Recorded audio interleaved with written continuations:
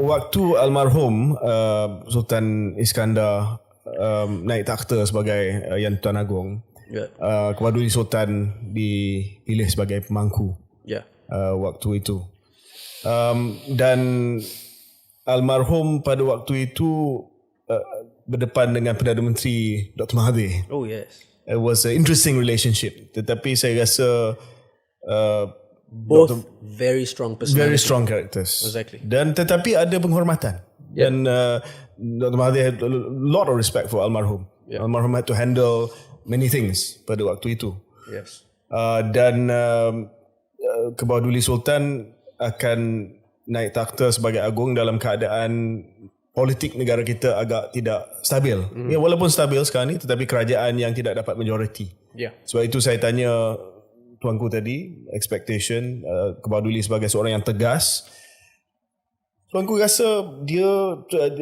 rasa Kebaduli akan mainkan peranan yang lebih hands-on ke tidak sebagai agung? I feel yes. Okay. What does that mean? Yeah, so.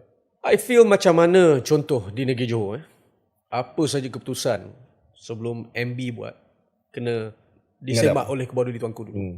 Mengadap, brief. Dan dia akan memberi pandangan ikhlas dia di mana keutamaan itu diberikan untuk negeri Johor. Macam saya talk about Johor. Yep.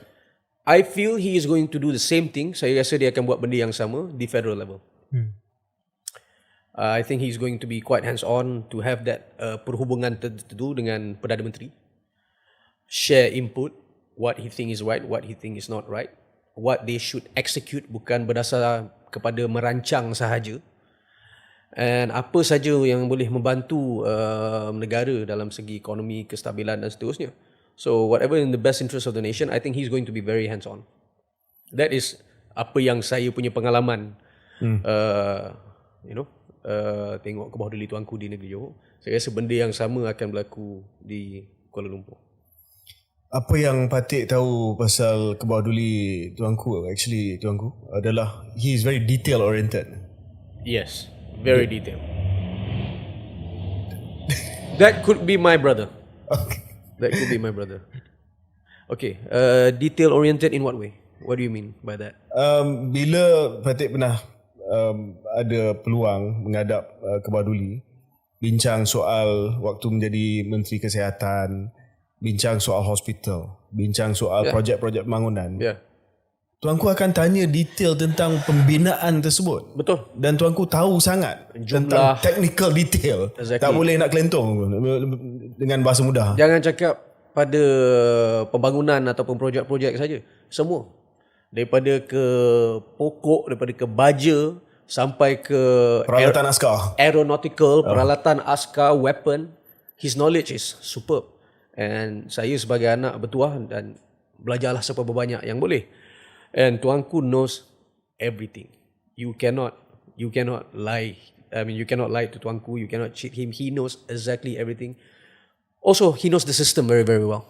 So I think that is where I know that dia ada agenda-agenda dia tersendiri. Okay. Because tuanku ni, dia bukan berdasarkan optik. He's more of, I'm getting the job done. So he's more interested in that. He doesn't care about his optic. Same me, I don't care. So kami dikenali kalau di negeri Johor ni bukan saja berdasarkan merancang, tetapi execute apabila kami ada perancangan. And I know tuanku is going to do the same thing dekat sana. In the federal level, 100%. And I think Prime Minister is going to have a tough time. On that note, sir,